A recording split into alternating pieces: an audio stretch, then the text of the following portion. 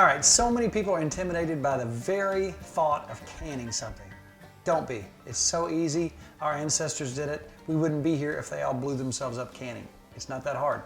The main thing you have to remember is when you're canning, and I'm going to show you this real quick, is your lid. There's a hole in it. That lets the steam out. There's nothing in there. Nothing in there blocking it. Plain and simple. Now, the process is so quick, so easy. This can be chicken, it can be beef, it can be pork, any kind of meat you want. This is venison. And yes, if you have some in your freezer and you want to can it, and you can do so, take it out of your freezer, cut it up, and do that. If you need more space in your freezer, or if you simply like the fact that once you have canned your meat, it is so tender and ready to be used for many recipes. Most of the cooking of any recipe, you have to wait for the meat to get done. In this process, here's the great thing about canning. The meat is done, whether it's soup, stroganoff, whatever you want to use it for, it's ready to go. Another great thing about canning, storage space. Storage space, and it can last for up to 2 years, even longer. How do you know if it's not good anymore? Smell it, plain and simple. All right, here we go. Here's what you do, plain and simple, so easy. We're gonna take our jars. I'm gonna use pints this time because sometimes we do small recipes. You simply take your meat, your uncooked meat, and you put that in this jar. You pack it until there's no room left. I'm doing a small batch just to show you how this is done. Normally I'd have a huge batch ready to go, but not this time. I'm going to take these jars and I'm going to pack them most of the way full. I'm going to leave about a 1/2 inch head space.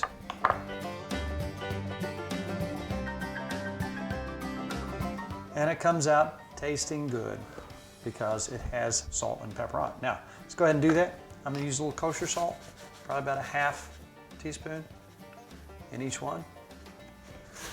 Take a little bit of black pepper, coarse grain, a little bit there, a little bit there, a little bit there. How about that? You're ready to go. Now, my jars have been sterilized. My lids have been sterilized. Now I'm going to hand tighten each lid on here.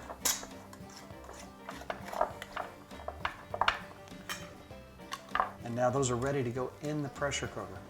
Okay, first thing you ought to do obviously is check to see if the little hole is blocked. In my case, it's not. I check that by blowing through it, or you can look through it.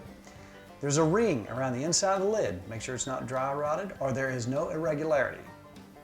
Now you take the pressure cooker, put it on the stove, make sure your little rack is in the bottom of your pan, put 3 quarts of hot water in there, set your jars in the 3 quarts of water, put your lid on, make sure it's tight according to the regs and rules. 10 pounds of pressure is all you need.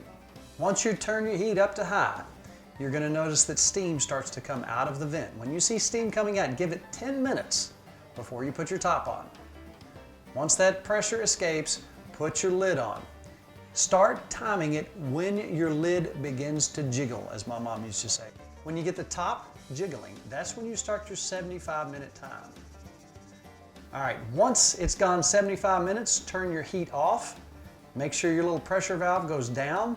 When that happens, take your jiggler off, as we like to call it. Make sure all your steam is out. Guess what? You've got finished venison ready to put on the shelf. Place it in your house somewhere in a dark area where the temperature is regular, where you would store any of your canned vegetables. And guess what? Anytime you have a recipe where you need cooked meat, it's already done. That's the wonderful part of it. If canning worries you, think about our grandparents and great-grandparents. Think about going down to the basement or the root cellar to get some jars of stuff. They did it, it works, it's wonderful, and let me tell you what, any kind of recipe where you need quick meat done, you're already there. Forget the crock pot. Boom, recipes abound, and we'll give you one shortly.